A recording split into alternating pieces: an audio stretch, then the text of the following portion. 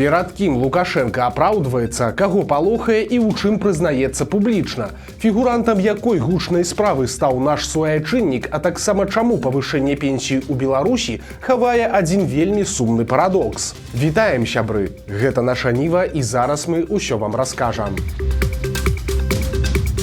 Лукашенко палохае і сваіх, і чужых, патрабуе больш жэсцей і робіць страшны прагноз. На ўчорашнім форуме саюзнай дзяржавы ён зладзіў сапраўдны шакуючы стэндап. Згадываючы другую сусветную, ён чамусьці пачаў вельмі падрабязна і ва ўсіх дэталях апісваць катаванні, якія ладзілі нацысты. Па правілах Ютуба мы не можам паказаць гэтае відэа, але прамова была не для слабанервных. Але ж гэта быў толькі пачатак, бо пасля Лукашенко заявіў, што беларускім дзецям трэба паказваць больш шакуючай хронікі перыяду другой сусветнай. І тут варта адзначыць, што Наталья Эйсман, магчыма, зразумела, што такія заявы яе начальніка гэта ўжо трохі па-за межамі. Таму гэты ўрывак у афіцыйным канале Лукашэнкі не публікаваўся. Я, может, скажу непопулярную вещь, но не время рассуждать о травмированной психике детей, которые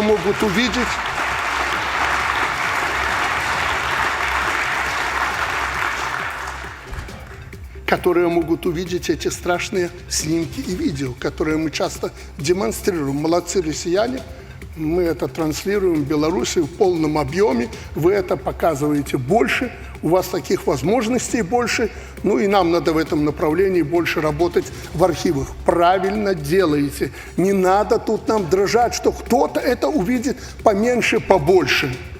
А как им объяснить, почему мы сегодня отчаянно боремся за эту историческую память? Они должны видеть правду и делать соответствующие выводы с нашей помощью. Пасля Лукашенко канчаткова адарваўся ад паперкі. І дарма, бо яго спроба патлумачыць гэты культ другой сусветнай, мякка кажучы, не вельмі атрымалася. Они нам завидуют. Слава Богу, что у нас есть поколение победителей, которыми мы гордимся. Это мы, понимаете? Вот они здесь, миллион погибших. Это мы. Поэтому мы за это и цепляемся.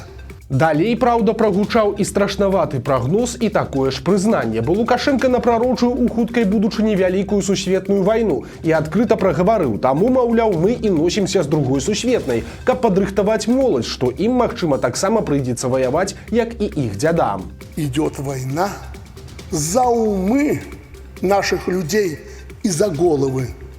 Современная горячая война невозможна без этой подготовки. Эта подготовка началась.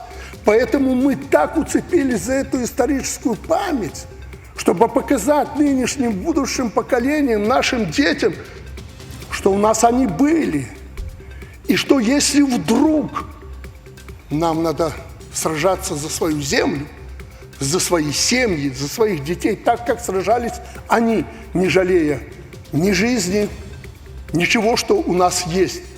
Вот почему мы говорим об этой исторической памяти, а не потому, что нам хочется разговаривать. Яшчэ адзін цікавы момант адбыўся, калі Лукашенко ўжо сыходзіў з трыбуны. У кадр трапілі паперы з яго прамовай, і стала заўважна, якім памерам шрыфта друкуюць гэтыя выступы, каб ён мог іх убачыць. І гэта ўжо трохі смешна, бо Лукашенко ўсё ж 70 гадоў, але акуляры ён адзявае вельмі рэдка, бо падобна лічыць іх праявай слабасці і прыкметай фізічнай нямогласці. А ён жа атлет і асілак, вось і прыходзіцца па выніку карыстацца паперкамі з плакатным шрыфтам. Затым жа ў Лукашэнкі прайшлі працяглыя і сакрэтныя перамовы з яго так званым старэйшым братам. Сустрэча за закрытымі дзвярыма доўжылася ажно 4 гадзіны. Але падчас яе публічнай часткі Лукашенко чамусьці вырашыў экстрана апраўдацца перад Пуціным наконт забароны георгіўскіх стужак у Беларусі. І выйшла даволі нервова. Молодежь, параллельно с георгиевскими ленточками и шествием полка, у нас называют «Беларусь помнит». Шествие бессмертного полка в Беларуси «Беларусь помнит». И никто не запрещает ни в коем случае георгиевские ленточки, хотя я поинтересовался историей. Советую, вот возьмите, пусть вам дадут историки всю информацию георгиевской ленточки. Поэтому мы это не отрицаем, хотя своеобразная все-таки история этой георгиевской ленточки. У нас это цвета нашего как многие нас упрекают, советского флага. Ну, на референдуме приняли такое решение. И шествие «Беларусь помнит», похожее на ваше шествие первое, которое мы принимали бессмертного полка. Ничего плохого не вижу, если кто-то хочет георгиевскую ленту, кто-то хочет «Беларусь помнит», эти знаки. Вместе идут, никто там ничего не делит. Ну, кому-то же надо на это пошуметь. Поэтому не обращайте на это внимания. У нас идея абсолютно одинаковая. Вы наши идеи знаете, мы знаем. Российская идея – это одно отечество. Киеврод Бреста до Владивостока у нас одно отечество. Ну, так случилось, не по нашей воле, что здесь два государства образовалось. Пасля гэтага маналогу Путін таксама падаў трагікамедыі. Ён заявіў, што не вельмі зразумеў гэтую прамову прастушкі, але цалкам з Лукашэнкам згодны. Беларуса затрымалі за падрыхтоўку гучнага пакушэння. Ён хацеў забіць расійскага вайскоўца. У расійскім Ханты-Мансійску ў звычайнай кватэры адбыўся выбух. Пасля сілавікі затрымалі траіх замежнікаў – украінца, малдаваніна і беларуса і абвінавацілі іх у падрыхтоўцы тэракта. Па версіі следства, троіца збірала выбухоўку на здымнай кватэры, але нешта пайшло не так, і падчас зборкі прылада здэтанавала. Адбыўся магутны выбух, які разбурыў некалькі кватэр. 5 чалавек пацярпелі, уключаючы і саміх зборшчыкаў бомбы, якіх хутка затрымалі. Цяпер сілавікі заявілі, што арыштаваныя мужчыны працавалі на украінскія спецслужбы, а іх мэтай было забойства нейкага вайскоўца, праўда, якога канкрэтна не кажуць. Вядома, што затрыманы беларус – гэта 48-гадовы Андрэй Сакалоўскі-Станкевіч. Ён хоць і меў беларускае грамадзянства, але жыў у расійскім Ніжнявартаўску і працаваў у нафтавай сферы. Цяпер і беларусу, і яго кампаньёнам пагражае да 20 гадоў турмы.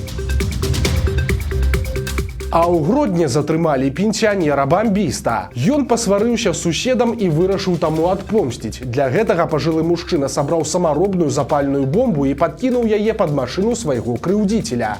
Цікава, што гаспадара аўто выратаваў яго сабака, які, пачуўшы чужынца, пачаў брахаць. Адчуўшы пах бензіна і знайшоўшы дзіўную скрынку пад ніжняй часткай машыны, пацярпелы выклікаў міліцыю. Сілавікі хутка знайшлі і затрымалі таго пенсіянера. І аказалася, што сваё прыстасаванне ён сабраў з бутэлькі з гаручым рэчывам і іншых элементаў. Прычым эксперты прыйшлі да высновы, што самаробка сапраўды ўяўляе небяспеку. У выніку сапёры абяшкодзілі бомбу на месцы, а помслівы пенсіянер цяпер пойдзе пад суд.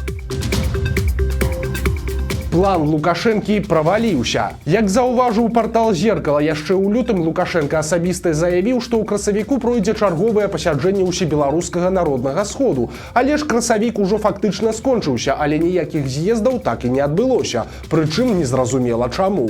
Яшчэ нядаўна дзяржаўныя органы Беларусі актыўна рыхтаваліся да гэтага мерапрыемства. 3 красавіка адбылося пасяджэнне дэлегатаў ад Мінска, а ў наступныя тыдні такія жа зборы прайшлі і ў іншых рэгіёнах краіны. Пасля жа наступіла цішыня.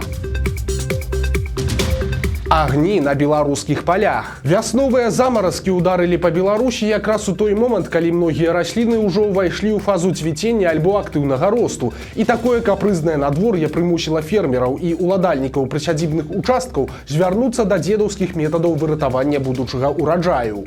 Відэа з тык-тока, прысвечаныя начным дзяжурствам ля вогнішчаў і свечак пасярод палёў і садоў, сталі папулярнымі, а таксама выклікалі ў грамадскасці трывогу за будучыя цэны. Прычым сітуацыя зусім не вясёлая. Тое, што збоку выглядае як рамантычнае начное поле агнёў на справе, цяжкая праца і адчайная барацьба за ўраджай, ад якога залежаць і даходы земляробаў, і далейшыя цэны на прадукцыю для пакупнікоў.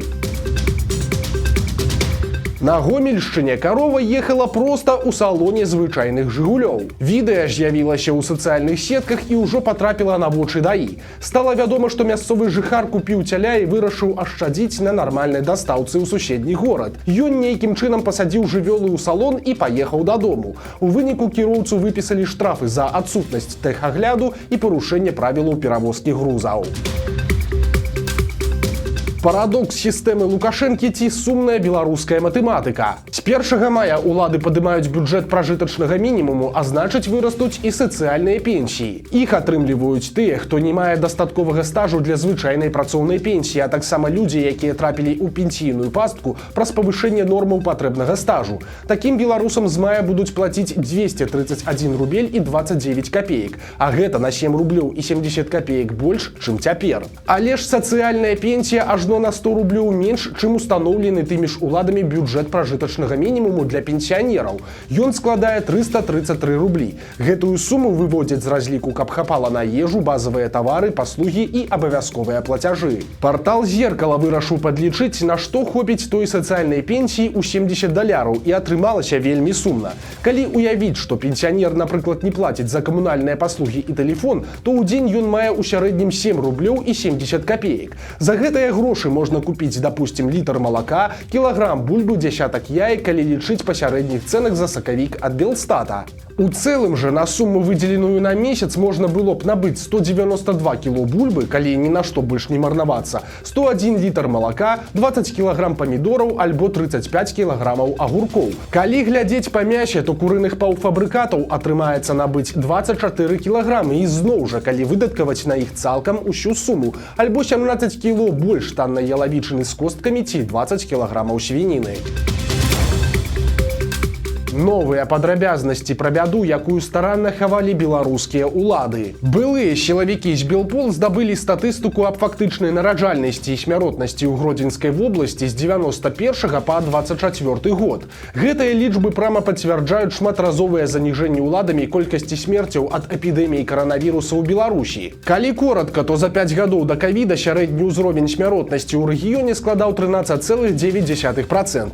Гэты паказчык быў стабільным і вар'іраваўся нязначна, на пару дзясятых процента, але з 2020 года пачаўся шалёны рост, і тады ўзровень смяротнасці на Гродзеншчыне складаў ужо больш за 17%, то бок адбыўся рост амаль на 24%, што значыць 3385 залішніх смерцяў. У 2021 годзе сітуацыя пагоршылася. Смяротнасць склала 19,4%, то бок рост амаль на 40% і 5599 залішніх смерцяў. У 2022 годзе паказчыкі смяротнасці пайшлі ўніз, але ўсё роўна засталіся вышэйшымі за сярэднія 14,8%, то бок перавышэнне на 6,5% ці 906 залішніх смерцяў. Такім чынам, залішняя смяротнасць толькі ў Гродзенскай вобласці ў перыяд пандэміі склала 9890 чалавек. У той жа час, па афіцыйных даных Міністэрства аховы здароўя, ва ўсёй Беларусі ад наступстваў каранавіруса памерла менш, усяго толькі 7118 чалавек. Прычым у час пандэміі Гродзеншчынай кіраваў дасведчаны медык, былы міністр аховы здароўя Уладзімір Каранік, якога цяпер Лукашенка зрабіў віцэ-прэм'ерам. Яшчэ адна не менш важная праблема – гэта спад нараджальнасці. У Гродзенскай вобласці гэты паказчык ідзе ўніз з 2015 года і за 10 гадоў упаў амаль удвая. Было 13%, а стала ўсяго толькі 6,6%. І сёння на Гродзеншчыне жыве ўжо менш за мільён чалавек. Нават па афіцыйных даных на гэты студзень насельніцтва рэгіёна складала 984 тысячы жыхароў. Гэта найменшая колькасць насельніцтва ў Гродзенскай вобласці з моманту здабыцця ёй існуючых межаў, то бок з 1960 года. Фінал страшнай трагедыі адбыўся праз чвэрць стагоддзя. У Магілёве прайшоў суд па справе аб забойстве, згвалтаванні і рабаўніцтве, якое адбылося яшчэ ў 2000 годзе.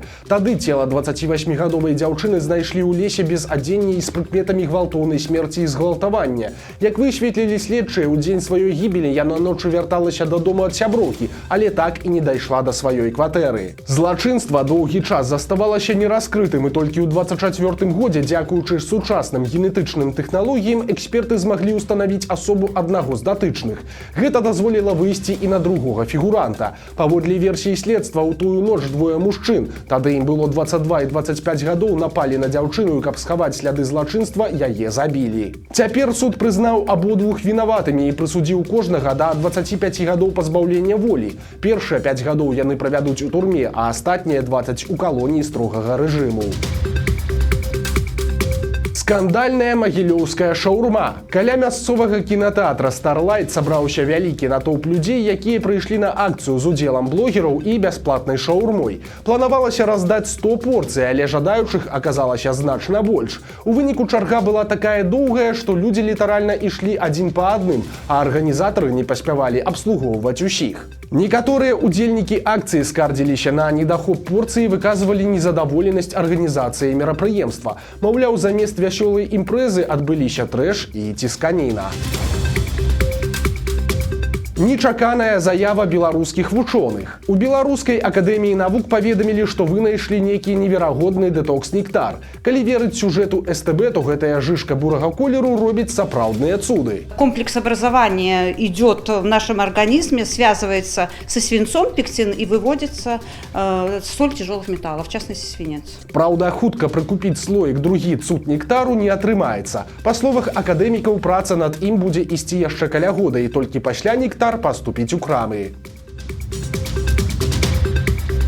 Гора у фаната Лукашэнкі. Ютуб-блогер і камуніст Жан Содзель паставіў мэту знайсці сабе жонку за пару месяцаў. Ён нават спрабаваў завабіць будучую нявесту медалямі ад Геннадзя Зюганова. Але калі з гэтага нічога не выйшла, то блогер пачаў абурацца, прычым у даволі хамаватым стылі. Цытата. «Альбо тоўстыя пісалі, альбо з дзецьмі. Развядзёнкі з прычэпам чужой ікрой, але ж у мяне дзяцей няма. Кажуць, маўляў, нарадзілі для сябе, дык хай для сябе і выхоўваюць». Пасля няўдач Содзель анансаваў, што лепш зусім жыць без адносін і цяпер шукае дзяўчыну для стасункаў без абавязкаў.